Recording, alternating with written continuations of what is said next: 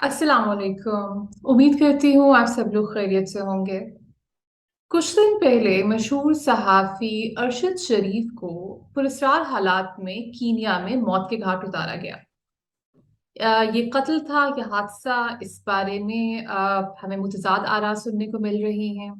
कत्ल के मुहर्रिकात क्या थे, इस बारे में भी कई तरह की चरमगोइयाँ हैं। अरशद शरीफ साहब पाकिस्तान तहरीक इंसाफ के लिए नरम गोशा रखते थे और इसके अलावा इनका ताल्लुक था एआईवाई न्यूज से। लिहाजा उनकी इस नागहानी मौत को एक सियासी रंग भी दिया जा रहा है।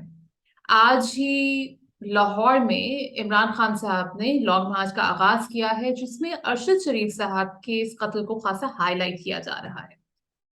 कत्ल हुआ, हादसा हुआ, इसके पीछे कौन था, इस बारे में जो भी बात हो रही है वो बात लोग अपनी सियासी वाबस्तगी के मुताबिक ही कर रहे हैं।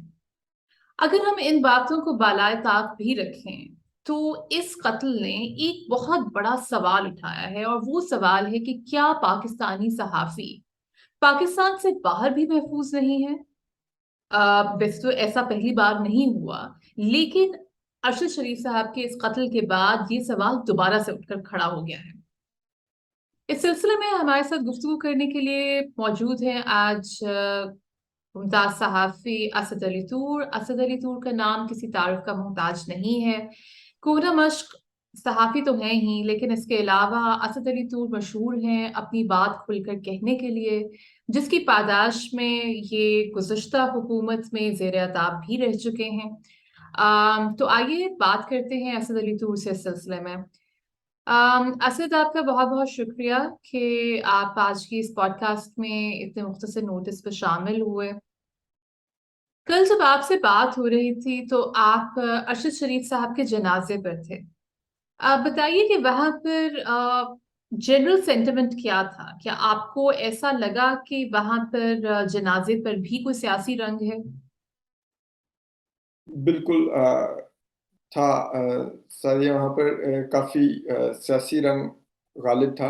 हम्म। आप उसको गुस्से का रंग भी कह सकते हैं। लोग बहुत ज्यादा जिसे कहते हैं रियासत मुखालिफ, फौज मुखालिफ जिस बात पे रखते थे। ये जो दहशत गर्दी है, इसके पीछे वर्दी है का नारा बहुत ज्यादा गूंज रहा था। लेकिन वहां पर एक सर्विंग जनरल साहब भी वहाँ अपने 12 से 14 बावर्दी फौजी एहलकारों के आए उस जनाजा में। लेकिन उनसे जो एक बात, जो चीज मैंने खुसूसन नोट की, उनसे डायरेक्टली किसी ने कोई बदतमीजी नहीं की। अच्छा। जिससे होता है ना कि अगर इतने बड़े, जहां पर इतना चार्ज माहौल हो और वो हम्म। उस वक्त एंटी स्टेब्लिशमेंट माहौल बना हो, तो ये भी इम्कान था कि कोई उनसे बदतमीजी करता, कुछ होता। लेकिन ऐसा मैंने कुछ नहीं विटनेस।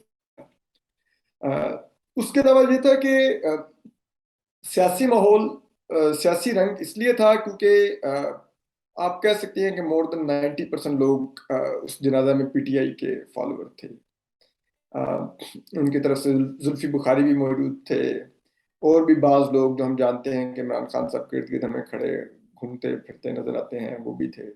पीडीएम के रहनुमा भी थे, by the way, like Faisal करीम कुंडी साहब थे, और शायद काकान अब्बासी वगैरह, ये लोग भी थे। लेकिन जो मेजॉरिटी थी वो पीटीआई और उनके फॉलोअर की थी।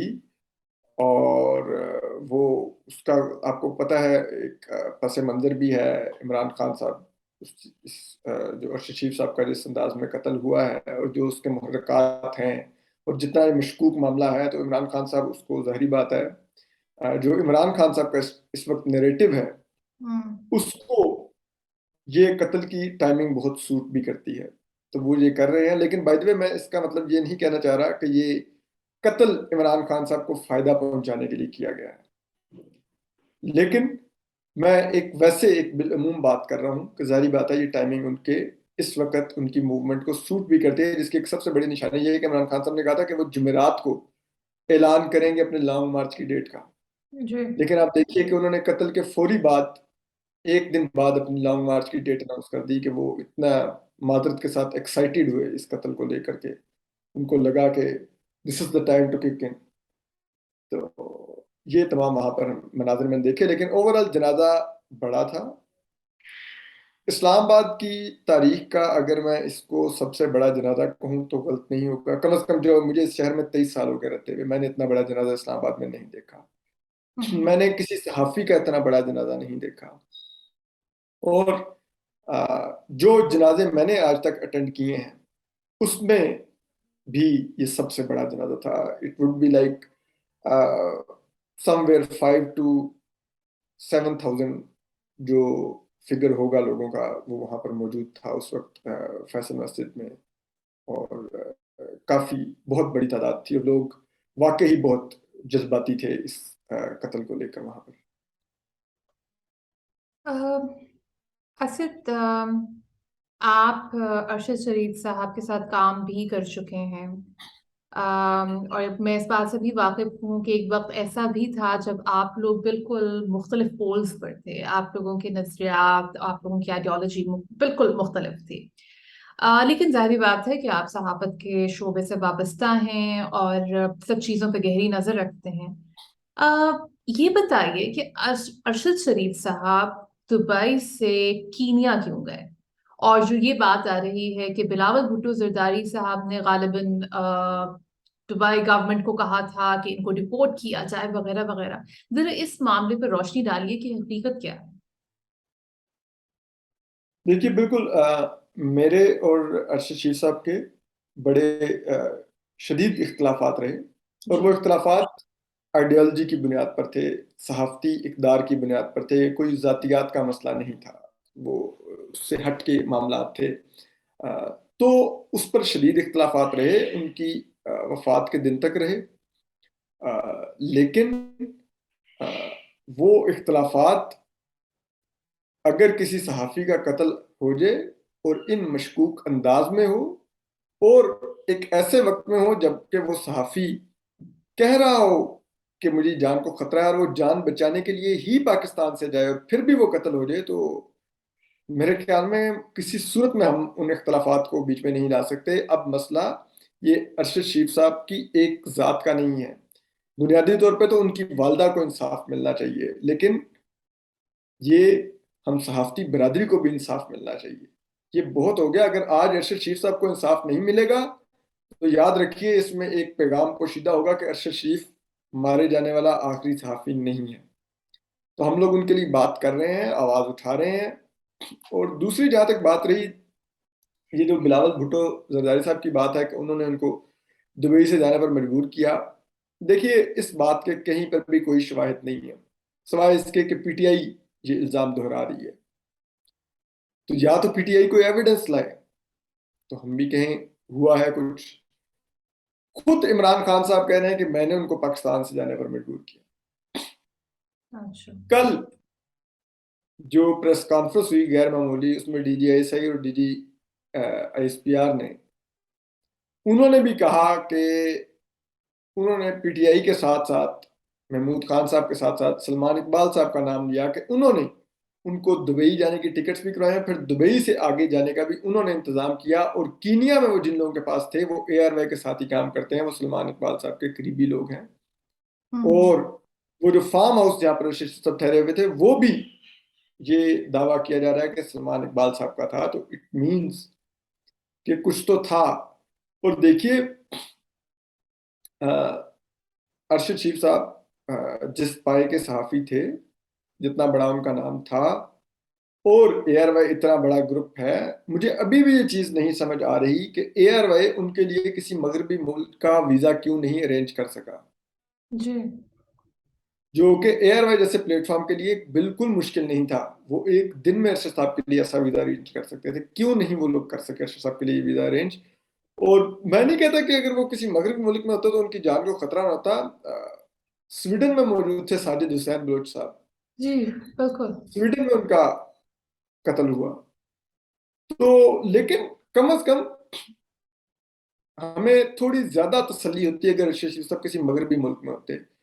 اس انداز میں جس انداز میں ان کو بے دردی سے قتل کیا گیا شاید اس کے چانسز کم ہوتے اور یہ سب کچھ کر گزرنا اتنا آسان نہ ہوتا. ابھی وکاس گرائے صاحب کے لیے بھی اٹمپٹ ہوئی تو وہ لوگ پکڑے گئے نا. تو یہ بہتر ہوتا کہ اگر ان کو کسی ایسے ملک میں نکالا جاتا تو مجھے نہیں لگتا کہ ان کو جو بلاول بھٹو ہیں ان کی کوئی پرسنل انٹرونشن سے نکالا گیا ہے. ہاں، اس بارے میں کلیئر نہیں ہوں کہ ان کو دبئی سے جانے کا جو دبئی کے حکام نے کہا وہ کس کے کہنے پر کہا. ریاست پاکستان میں سے کون دبئی کی اتھارٹیز کو پرسو کر رہا تھا کہ بلاول بھٹو صاحب کو سوری ان کو ارشد شریف صاحب کو دبئی سے نکالا جائے. کیونکہ یہ بات کاشف عباسی صاحب اب ریکارڈ پر لائے ہیں کہ وہ اس وقت فون پر تھے ارشد شریف صاحب کے ساتھ، جب ارشد شریف نے ان کو بتایا کہ نیچے دبئی اتھارٹی کے لوگ آئے ہیں، مجھے ابھی ریسپشن سے کال آئی ہے اور میں مل کے ان کو آتا ہوں تو آپ کو بات پھر کرتا ہوں. اور پھر ارشد شریف صاحب نے واپس آ کے ان کو بتایا کہ دبئی اتھارٹی حکام نے ان کو کنوے کیا ہے کہ آپ دبئی سے چلے جائیے. تو یہ ضرور پروب ہونا چاہیے کہ وہ کون لوگ تھے جو ارشد شریف صاحب کو ملنے کے لیے ادھر آئے اس بلڈنگ میں. ان کو کس کی طرف سے انسٹرکشنز تھیں کہ ارشد شریف صاحب کو دبئی چھوڑنے کا کہا جائے، اور جن کی طرف سے انسٹرکشنز تھیں وہ اگر رابطے میں تھے تو حکومت پاکستان میں سے کس کی طرف سے ان کو یہ درخواست کی گئی تھی کہ ارشد شریف صاحب کو دبئی سے نکالا جائے. تو یہ واضح نظر آتا ہے کہ ارشد شریف صاحب کو گھیر گھار کے دبئی سے نکال کے کینیا پہنچایا گیا. یہ ضرور میٹر پروب ہونا چاہیے کہ ان کا ویزا کیوں نہ ارینج ہوا مغربی کسی ملک کا، پھر ان کو کینیا کیوں جانے پر مجبور کیا گیا. یہ تو سمجھ آتی ہے کہ کینیا کا ان ارائیول ویزا تھا تو پھر ان بیچاروں کے پاس آپشن نہیں تھا. یا سری لنکا جاتے، سری لنکا کے ویسے حالات اس وقت ایسے ہیں کہ کوئی نہیں جا سکتا، تو ان بیچارے کے پاس کینیا ہی ایک آپشن بچا تھا. لیکن وہ کینیا تک ان کو گھیر کے لے جایا کیسے گیا، کون تھا اس کا ذمہ دار، اور پھر کینیا میں ان کو ان حالات میں کس نے رکھا جو کہ الٹیمیٹلی ان کی موت پر ختم ہوئے، ان کے بے دردی سے قتل پر ختم ہوئے. وہ کون تھے یہ سب لوگ، یہ خرم احمد، یہ وقار احمد، یہ تمام لوگ یہ پروب ہونے چاہیے. ان کے کیا کنیکشنز ہیں. ان کا وہ فارم ہاؤس ہے جہاں پر ارشد شریف صاحب آخری دن بھی فائرنگ رینج پر گئے ہوئے تھے، اور وہاں پر وہاں کی لوکل پولیس افسران اور فوج کے حکام بھی فائرنگ کے لیے آتے ہیں. تو اٹ مینز ان لوگوں کے وہ ویل کنیکٹڈ لوگ تھے وہاں کی پولیس اور فوج سے. تو کیا وہاں پر کوئی فاؤل پلے ہوا، کیا ارشد شریف صاحب کی سپاری وہاں سے دی گئی. تو یہ تمام چیزیں، یہ فیکٹ ضرور آ جائے. ایون کہ اب تو چھوڑیے جن پر ہم شک کا اظہار کر رہے ہیں، ہمارے ملک میں لوگ انگلیاں اٹھا رہے ہیں فوج اور آئی ایس آئی کے اوپر، وہ بھی کہہ رہے ہیں کہ ہمیں یہ کینیا کا جو حکومت کا موقف ہے وہ مشکوک نظر آ رہا ہے، ہم اس کو بائی کرنے کو تیار نہیں ہیں. تو آپ بتائیے، کینیا کے لوکل صحافی نہیں اس کو بائی کر رہے، جی بالکل. ہم کیسے اس کو بائی کر لیں کہ ارشد شریف صاحب ایک وہ مسٹیکن آئیڈینٹی، ایک غلط فہمی کی بنیاد پہ شہید کر دیے گئے.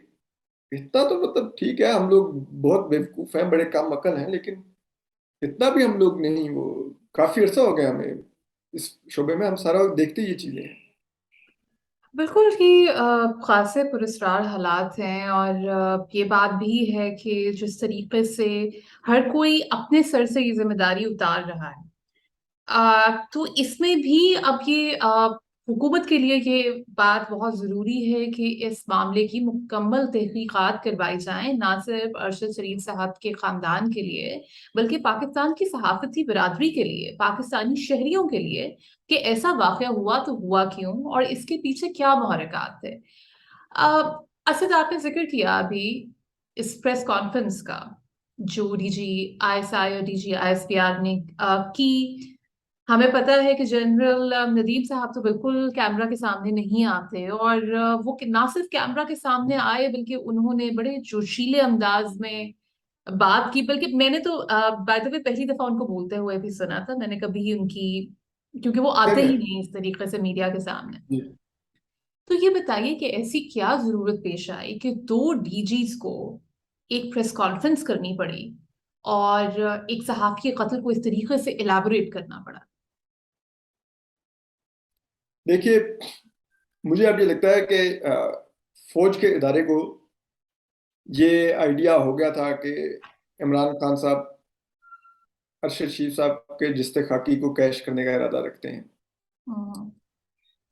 کیونکہ ان کے بھی فیلڈ انفارمیشن یونٹس ہوتے ہیں جو رپورٹس دیتے ہیں. تو کل جو جنازہ میں نے دیکھا، جب میں پہنچا وہاں پر، تو اس سے مجھے اس پریس کانفرنس کے کچھ محرکات اس میں بھی نظر آئے کہ شاید اسی کو مد نظر رکھتے ہوئے پریمپٹ کیا گیا. اور دوسرا، شاید عمران خان صاحب کو یہ پیغام دینا بھی مقصود تھا کہ انف، جو ان کو پرائیویٹ ملاقاتوں میں جو سنب کیا گیا تھا، اب ان کو پبلکلی آ کر بھی ایک شٹ اپ کال دے کر ان کو کلیئر کیا گیا ہے کہ فوج کے ادارے کی ریڈ لائن کون سی ہے. تو آپ وہ بار بار کراس کر رہے ہیں اور اب مزید کراس نہیں کرنے دی جائے گی. اور میرے خیال میں عمران خان صاحب نے اس پیغام کو بہت ہی کھلے دل سے قبول کر لیا ہے، اور انہوں نے کل رات کو ایک ویڈیو پیغام جاری کر دیا ہے، اور انہوں نے کہا کہ جی میرا لانگ مارچ نہ حکومت گرانے کے لیے ہے، نہ لانے کے لیے ہے، کچھ ہے. اور اب وہ وہاں پر صرف پارٹی ہوگی، آپ آئیے گا، فن ہوگا، انجوائے کریں گے. تو یہ ہے. تو وہ اس کا یہی مقصد تھا، اور عمران خان صاحب کو سمجھ آ گئی ہے. اسی لیے تو ابھی آپ دیکھیے نا کہ مطلب فواد چودھری صاحب بھی کہہ رہے ہیں کہ مطلب ہم نے تو کبھی آرمی چیف کو میر جعفر میر صادق کہا ہی نہیں، ہم تو اپنے اچھا.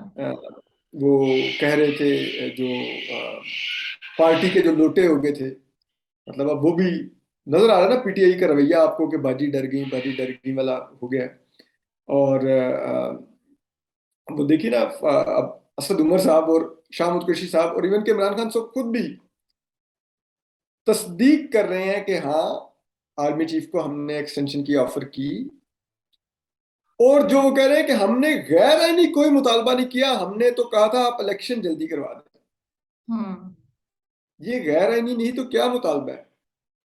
کیا آرمی چیف الیکشن کمشنر ہیں، وہ پرائم منسٹر ہیں جو اسمبلیاں تحلیل کر سکتے ہیں؟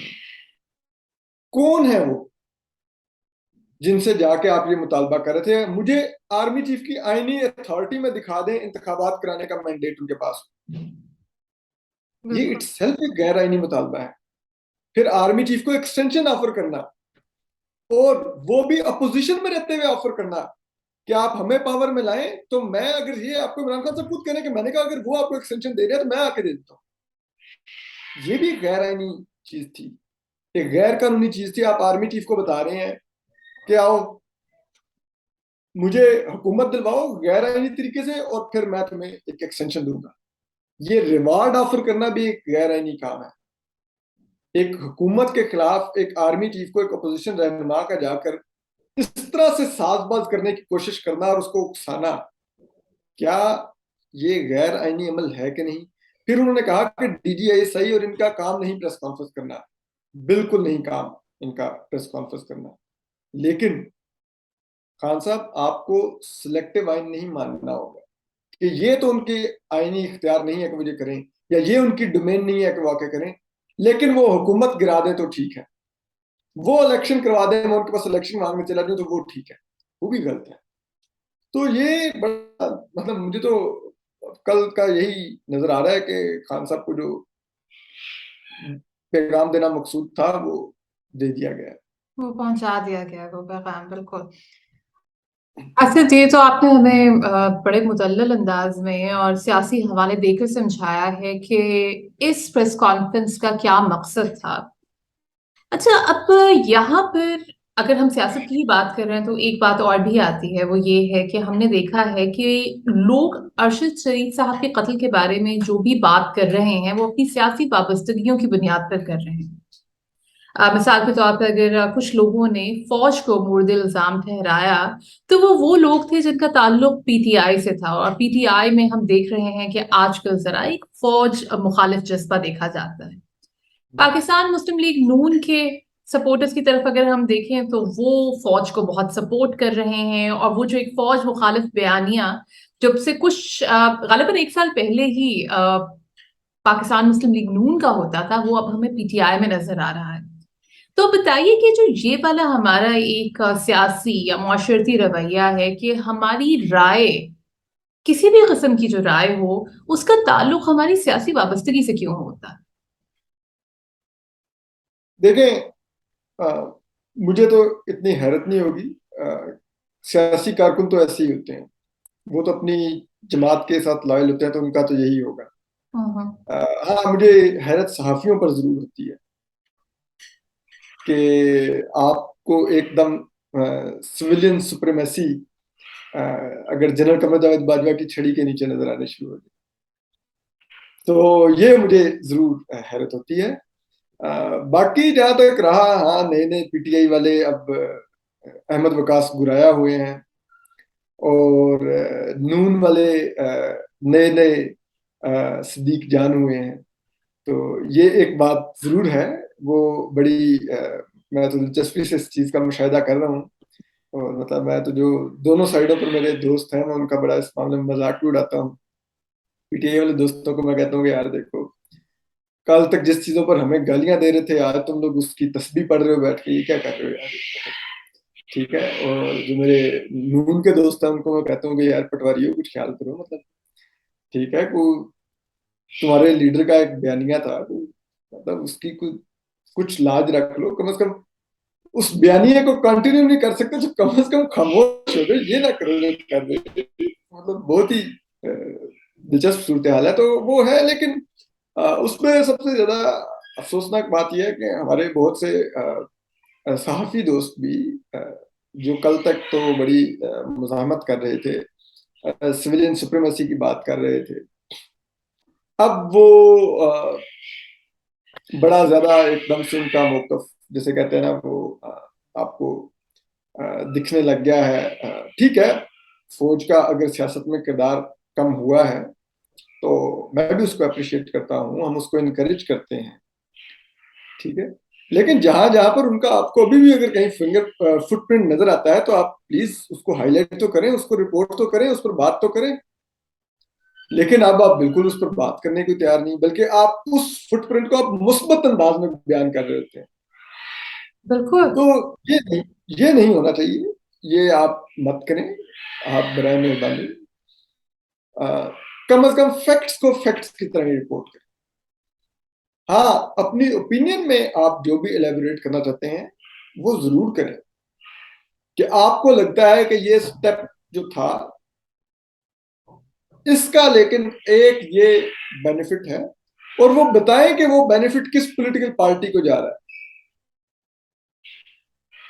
तो वो कम से कम अगर ये लोग करें तो मेरे ख्याल में ज्यादा बेहतर होगा। लेकिन वो मुझे अब बाज सहाफियों से मुझे काफी मायूसी हुई है पिछले कुछ अर्से में, जिस अंदाज में उन्होंने लाइन दी है। जी, ये बात आपकी बिल्कुल बजा है कि सियासी वर्कर्स होते हैं या वो आम लोग, जो खैर मैं तो ये मेरा तो ये मानना है कि पाकिस्तान में रहने वाले लोगों ने क्योंकि इतनी सियासी हलचल देखी है अपनी पूरी जिंदगी में, अब जिस तरह की हमारे हालात हैं कि हमारे में पाकिस्तान में बहुत से लोग इस तरह के आपको मिलते हैं जिनमें एक सियासी शऊर है, भले उनका ताल्लुक किसी गांव से हो, भले वो इतने पढ़े लिखे ना हो, लेकिन फिर भी हमें लगता, मुझे मुझे जाती तौर पे ये लगता है कि पाकिस्तानी अवाम का सियासी शऊर दुनिया के बहुत से मुल्कों में रहने वाले लोगों से मुख्तलिफ है, बेहतर है। लेकिन जहाँ पे सहाफियों की बात आती है, और आपके साथ पहली भी एक पॉडकास्ट हुई थी और उसमें आपने कहा था कि कि एक सहाफी को कभी भी किसी सियासी जमात के साथ वाबस्तगी का इजहार नहीं करना चाहिए, या सियासी या सहाफी को कभी भी बायस नहीं होना चाहिए, कि सहाफी का काम ये है कि वो गैर जानिबदारी से एक सिचुएशन को एनालाइज करे। लेकिन इस वक्त जो हम देख रहे हैं, वो सिचुएशन मुख्तलिफ है, और वो इसलिए ज्यादा मजहका खेज है क्योंकि ये यू टर्न है। ये वो चीज है जिस पर खान साहब का मजाक उड़ाया जाता था, लेकिन अब हम देख रहे हैं कि हमारी सहाफी बिरादरी में भी कुछ लोग हैं जो ये बात कर रहे हैं। असद, इस पॉडकास्ट के शुरू में पहले सवाल में आपने एक बात कही थी, और वो बात ये थी कि अरशद शरीफ साहब के कत्ल की जो इन्वेस्टिगेशंस होनी चाहिए, जो इंसाफ मिलना चाहिए, वो इसलिए भी मिलना चाहिए कि पाकिस्तान के सहाफी भी इंसाफ के मुस्तहिक हैं। अगर आज ये वाकया अरशद शरीफ के साथ हुआ है, जो कि इतने ताकतवर सहाफी थे, अरशद शरीफ कोई आम सहाफी तो थे नहीं, تو یہ واقعہ جو ہے ان واقعات میں، اور جبکہ نظر بھی آ رہا ہے کہ پراسرار طریقے سے موت ہوئی، کچھ اس وقت کوئی سچویشن ہمیں سامنے، ہمیں کوئی سرا نظر نہیں آ رہا ہے اس کا، تو یہ واقعات آگے جا کے بڑھ سکتے ہیں۔ آپ یہ بتائیے کہ صحافی برادری میں کیا سینٹیمنٹ ہے؟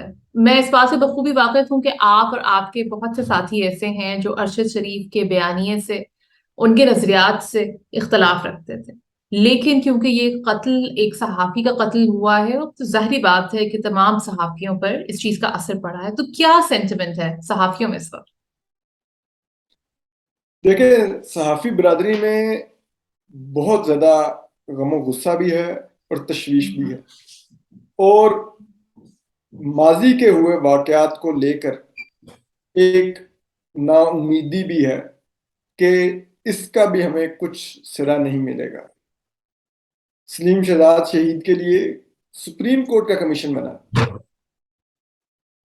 کچھ نہیں ہوا، کوئی کلپریٹ اس کمیشن نے آئیڈینٹیفائی نہیں کیا تھا۔ مشہور ثاقب نثار صاحب ہوتے تھے اس کمیشن میں، ہیڈ کر رہے تھے۔ حامد میر صاحب کو 6 گولیاں لگیں، معجزاتی طور پہ اللہ میں نے ان کو بچا لیا، 2 گولیاں آر پی جی سب میں لے کر پھر رہے ہیں، اسی سپریم کورٹ کا کمیشن بنا، کچھ نہیں ملا۔ تو بات یہ ہے کہ اس ملک میں واقعات ہوتے ہیں، ان کا نتیجہ نہیں نکلتا، اور یہی نتیجہ نہ نکلنا جو لوگ یہ واقعات کرتے ہیں ان کی امپیونٹی بڑھاتے ہیں۔ تو ہمیں جن کو مارا جاتا ہے ان کو تو اس ریاست میں سینس آف سیکیورٹی نہیں دیا جاتا، لیکن جو مارنے والے ہیں ان کے پاس وہ سینس آف سیکیورٹی پوری طرح ہے کہ ان تک کوئی نہیں پہنچے گا۔ تو اس لیے ہم یہ سمجھتے ہیں کہ خدا را ماضی میں جو آپ نے کیا ہمارے ساتھ کیا، ارشد شریف صاحب کو انصاف دے دیجیے، ان کو انصاف مل جائے گا، وہ لوگ پکڑے جائیں گے، تو میں آپ کو یقین دلاتا ہوں کہ اس کے بعد پھر کوئی کاروائی کرنے والا 10 دفعہ سوچے گا ضرور کہ یہ آپریشن کرنا چاہیے کہ نہیں کرنا چاہیے۔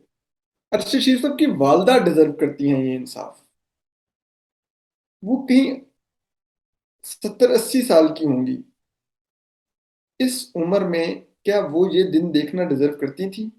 ہم نے ایک ماں کا بیٹا چھین لیا اس سے۔ آپ بتائیے، ارشد شریف صاحب کے 5 بچے ہیں، کیا ان بچوں کا کوئی حق نہیں اس ملک کے اوپر کہ ان کو انصاف ملے؟ آپ بتائیے وہ کن جذبات کے ساتھ اب جوان ہوں گے کہ ان کا باپ کس پوزیشن پہ کھڑا ہوا تھا اور بظاہر اسی پوزیشن کی پاداش میں اس کو مار دیا گیا۔ تو کیا وہ اس ریاست یا اس ریاست کے اداروں سے محبت کے جذبات لیے جوان ہوں گے؟ بالکل نہیں ہوں گے۔ ہاں، لیکن اگر ہم نے وہ لوگ پکڑ لیے جو اس قتل کے پیچھے ہیں، ان کو سزائیں ہو گئیں، تو کم از کم ان بچوں کو یہ بھی پتا ہوگا کہ ہمارے باپ کو قتل کرنے میں کون ملوث تھے، اور جو ملوث تھے ان کو اس ریاست نے سزا یقینی بنائی، تو پھر شاید وہ ان جذبات کے ساتھ نہیں بڑھے ہوں گے۔ تو سیاست کو سوچنا چاہیے۔ اور یہ ہمارے ملک میں صرف وہی صحافی ہی کیوں خطرے میں آتا ہے جو کسی بھی وجہ سے کسی وقت اسٹیبلشمنٹ کا وہ کرٹیک بن جائے؟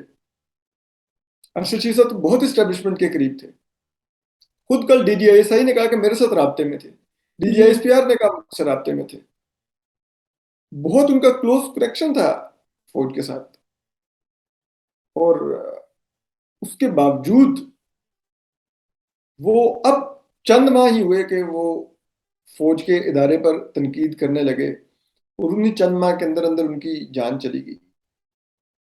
میں اب بھی اس طرح سے نہیں ود ایویڈنس کہہ رہا کہ مجھے یقین ہے یہ فوج نے کیا ہے، کسی اور نے کیا ہو سکتا ہے، لیکن یہ ایک ایسے سرکمسٹانسز ہیں جن کا ایک ماضی سے تعلق ہے، ہم نے جو ماضی میں ہوتے واقعات دیکھے ہیں، تو اس کی بنیاد پہ ہم انہی سرکمسٹانسز کو ارشد شریف صاحب پر اپلائی کر رہے ہیں، اور ارشد شریف صاحب خود بھی کہہ رہے تھے کہ ان کی جان کو خطرہ ہے، اور وہ یہ کہہ رہے تھے کہ ان کی جان کو خطرہ انہی کی اس پوزیشن کی وجہ سے ہے جو انہوں نے اس وقت لے رکھی ہے۔ تو پھر اس کا دودھ پانی کا پانی کر کے دیجیے ہمیں. یہ مت کیجیے آپ کے اس طرح جانے دیں گے یہ معاملہ. ظاہری بات ہے ہم تو قلم کے مزدور ہوتے ہیں، ہم کوئی ہتھیار نہیں اٹھا سکتے، ہم لڑ نہیں سکتے، ہمارے پاس وہ وسائل تو نہیں ہے. لیکن ہم اپنے قلم سے اب جہاں پہ پہلے ایک اتنی لمبی فہرست تھی ناموں کی، ہم دیتے کہ یہ اس وجہ سے مارے گئے، اس میں پھر ارشد شیخ صاحب کا نام بھی ایک نام ایڈ ہو جائے گا جن کو ہم لکھتے رہیں گے.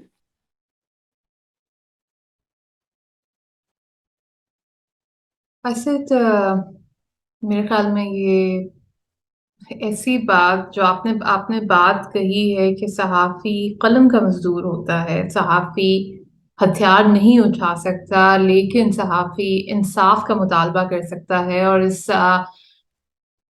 ویسے تو یہ کسی بھی انسان کا قتل کسی بھی صورت میں نظر انداز نہیں ہونا چاہیے. پہلی بات تو یہ قتل ہونا ہی نہیں چاہیے. بے دوسری شک. بات یہ کہ قتل ہو گیا تو قتل نظر انداز نہیں ہونا چاہیے. اور تیسری بات یہ کہ یہ ایک ہائی پروفائل مرڈر ہے، جس کی کڑیاں بہت سے ماضی کے حالات سے، ماضی کے واقعات سے ملتی ہیں.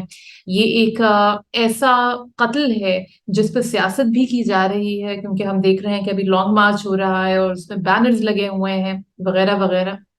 تو میرے خیال میں یہ بہت ضروری ہے کہ ریاست پاکستان اس قتل کے ملزمان کو، اس قتل کے مجرمان کو کیفر کردار تک پہنچانے میں اپنا پورا کردار ادا کرے، انصاف دے، نہ صرف ارشد شریف کی والدہ کو بلکہ پاکستان کے تمام صحافیوں کو بھی. اور پاکستان فوج جس طریقے سے کہہ رہی ہے کہ وہ پاکستان میں اپنا آئینی کردار ادا کرنا چاہتی ہے، سیاست سے دور رہنا چاہتی ہے، اس واقعے سے فوج کا کوئی تعلق نہیں ہے.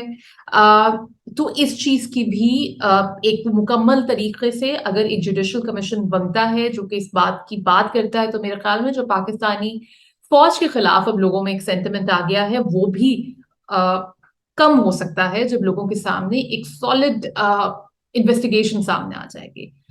بالکل. اسد، آپ کا بہت بہت شکریہ. آپ آج کی اس پوڈ کاسٹ میں اتنے مختصر نوٹس پر آئے، آپ نے اتنی کھل کر بات کی. آپ کی حفاظت کے لیے بھی دعا گو ہوں، اللہ آپ کو ہمیشہ محفوظ رکھے. اور کیونکہ آپ بھی سچ بولنے کے جرم کی پاداش کی کافی وہ آپ دیتے رہے ہیں اس کا، وہ ادا کرتے کوئی رہے ہیں وہ بھی اس کا جرمانہ، اس کا خمیازہ. تو دعا یہی ہے کہ خدا آپ کو حفاظت سے رکھے اور پاکستان کے تمام صحافیوں کو یہ یقین ہو کہ ان کی جان و مال کا تحفظ ہوگا تاکہ وہ کھل کر ببانگ دہل اپنا شعبہ اپنا سکیں اور کھل کر سچ کا، حق کا ساتھ دے سکیں. آپ سب لوگوں کا بھی بہت بہت شکریہ جنہوں نے یہ پوڈ کاسٹ دیکھی. آپ سے ملاقات ہوگی اگلی پوڈ کاسٹ میں، تب تک کے لیے خدا حافظ.